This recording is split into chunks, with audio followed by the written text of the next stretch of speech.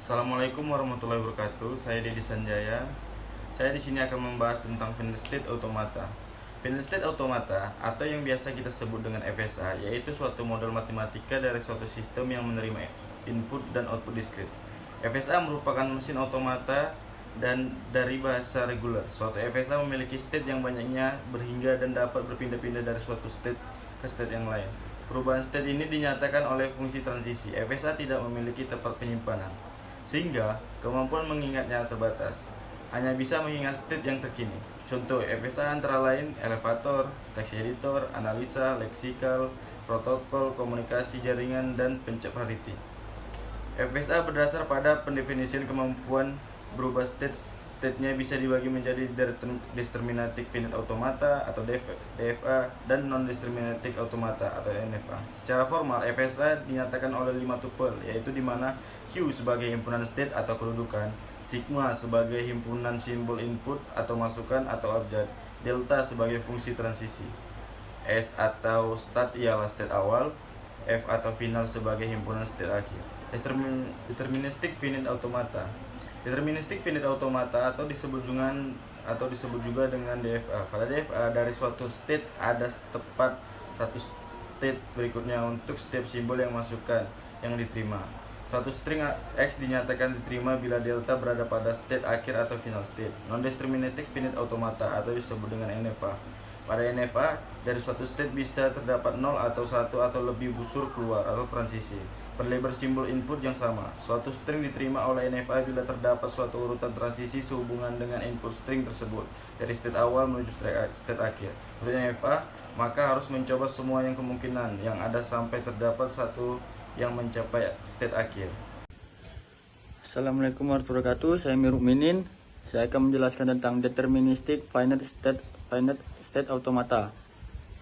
Sebelum saya menjelaskan deterministic finite state automata, saya akan menjelaskan finite state automata. Yang pertama, model matematika yang dapat menerima input dan mengeluarkan output. Yang kedua, memiliki state yang berhingga banyak dan dapat berpindah dari satu state ke state lainnya berdasar input dan fungsi transisi.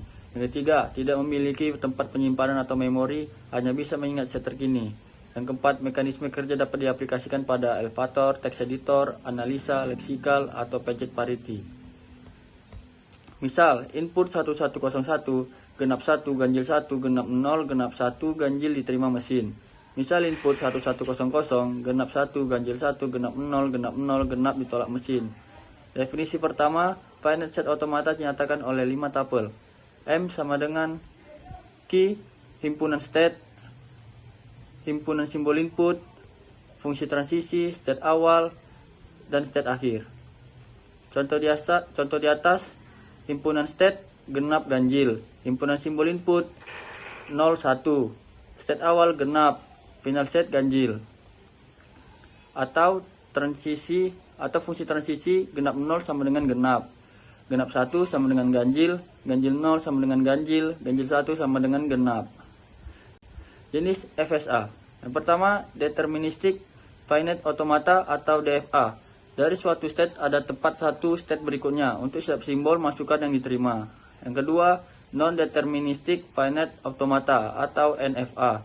Dari suatu state ada 0, 1, atau lebih state berikutnya untuk setiap simbol masukan yang diterima. Deterministic finite automata. Contoh, pengujian parity ganjil. Contoh lain, pengujian untuk menerima bit string dengan banyaknya 0 genap serta banyak 1 genap. Misalnya, 0011 diterima, 10010 ditolak karena banyaknya 0 ganjil. Assalamualaikum warahmatullahi wabarakatuh. Di sini saya Dimas Syair Irwansyah.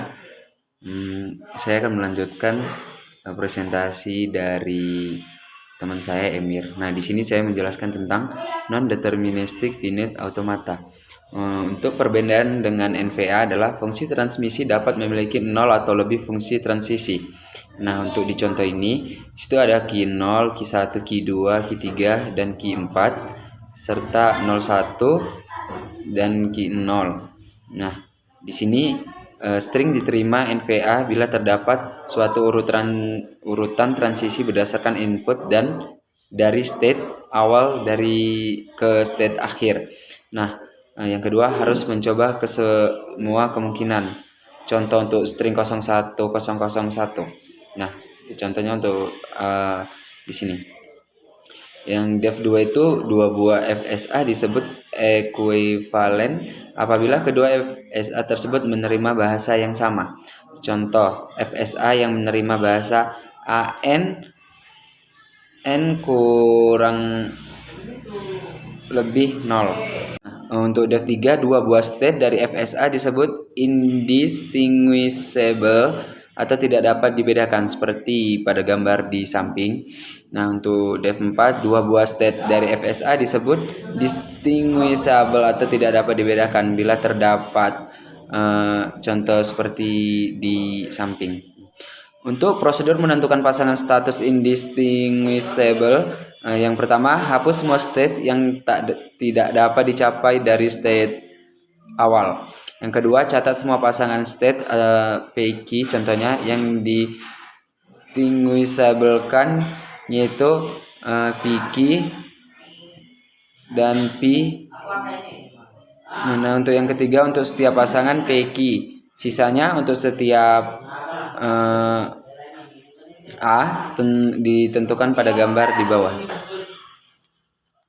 Prosedur reduksi def A, yang pertama tentukan pasangan statis indistinguishable, dan yang kedua gabungkanlah setiap grup indistinguishable state ke dalam satu state dengan relasi pembentukan grup secara berantai. Jika P dan Q indistinguishable dan jika Q dan R indistinguishable, maka P dan R indistinguishable dan PQ serta R distinguishable. Semua berada dalam satu grup. Yang ketiga, sesuai transisi dari ke state-state gabungannya. Seperti gambar di atas contohnya. Baik, mungkin hanya ini saja yang bisa kami sampaikan. Kurang dan lebihnya kami mohon maaf. Saya sudahi, wabillahi taufiq wal hidayah. Assalamualaikum warahmatullahi wabarakatuh.